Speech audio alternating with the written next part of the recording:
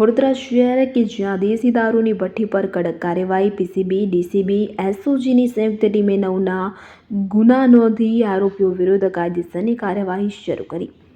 વિગતે વાત કરીએ તો વડોદરા જિલ્લા પોલીસ કમિશનર નરસિમ્હા કુમાર સાહેબના સૂચના મુજબ વડોદરા શહેરના વિવિધ પોલીસ સ્ટેશન હદ વિસ્તારમાં ચાલતી દેશી દારૂની ભઠ્ઠીઓ સામે કડક પગલાં લેવામાં આવ્યા છે। ક્રાઇમ બ્રાન્ચના નાયબ પોલીસ કમિશનરના માર્ગદર્શન હેઠળ પીસીબી, ડીસીબી અને એસઓજીની સંયુક્ત ટીમોએ એક્શન મોડમાં આવી કુલ 19 જગ્યાએ દરોડા પાડ્યા હતા।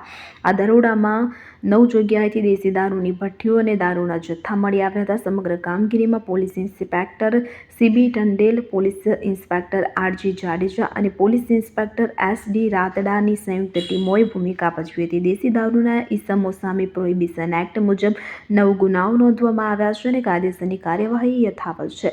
તો છોટાઉદેપુર જિલ્લા પોલીસ દ્વારા પણ આવી જ કામગીરી જો કરવામાં આવે તો દેશી કરતાં ઇંગ્લિશ દારૂ વધારે પ્રમાણમાં વેચાય છે કે કેમ કે છોટાઉદેપુર જિલ્લો એમપી બોર્ડરની હદ નજીકમાં આવેલ હોય કે ઇંગ્લિશ દારૂની ઘૂસણખોરી વધુ પ્રમાણમાં કરતા હોય છે। વડોદરા પોલીસ દ્વારા આવા અપરાધો સામે યુદ્ધના ધોરણે કામગીરી ચાલુ રાખવાની પ્રતિબદ્ધતા દર્શાવવામાં આવી છે।